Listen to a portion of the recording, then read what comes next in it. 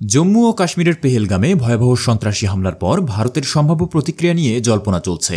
আজ সোমবার ভারতের প্রধানমন্ত্রী নরেন্দ্র মোদীর সঙ্গে বৈঠক করেছেন দেশটির প্রতিরক্ষা সচিব রাজেশ কুমার সিং। ভারতীয় সংবাদ মাধ্যম এনডিটিভি জানিয়েছে, এই বৈঠকটি এমন এক সময়ে হল যখন পাকিস্তান ভারতের বিরুদ্ধে কড়া পদক্ষেপের প্রস্তুতি নিচ্ছে। এর আগে রবিবার মোদী দেখা করেছিলেন বিমান বাহিনীর প্রধান এয়ার চিফ মার্শাল অমরপ্রীত সিংয়ের সঙ্গে। তিনি ইতোমধ্যেই সেনা, নৌ ও বিমান বাহিনীর প্রধানদের সঙ্গেও আলাদা বৈঠক করেছেন। সূত্রমতে পাকিস্তানকে কঠোর জবাব দিতে কেন্দ্র সরকার পরিকল্পনা চূড়ান্ত করছে। গত 22 এপ্রিল পেহেলগামে সন্ত্রাসী হামলায় 26 জন নিহত হন, যাদের বেশিরভাগই ছিলেন পর্যটক। ভারত হামলার জন্য পাকিস্তান সমর্থিত জঙ্গি গোষ্ঠীগুলোকে দায়ী করেছে, যদিও পাকিস্তান এতে জড়িত থাকার অভিযোগ অস্বীকার করেছে।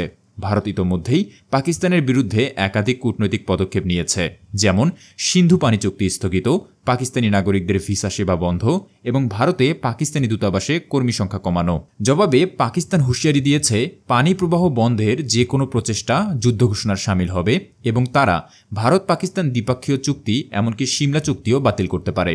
উল্লেখ্য, সিমলা চুক্তি বাতিল হলে উভয় পক্ষ আর লাইন অব কন্ট্রোল অর্থাৎ নিয়ন্ত্রণ রেখা মেনে চলতে বাধ্য থাকবে না।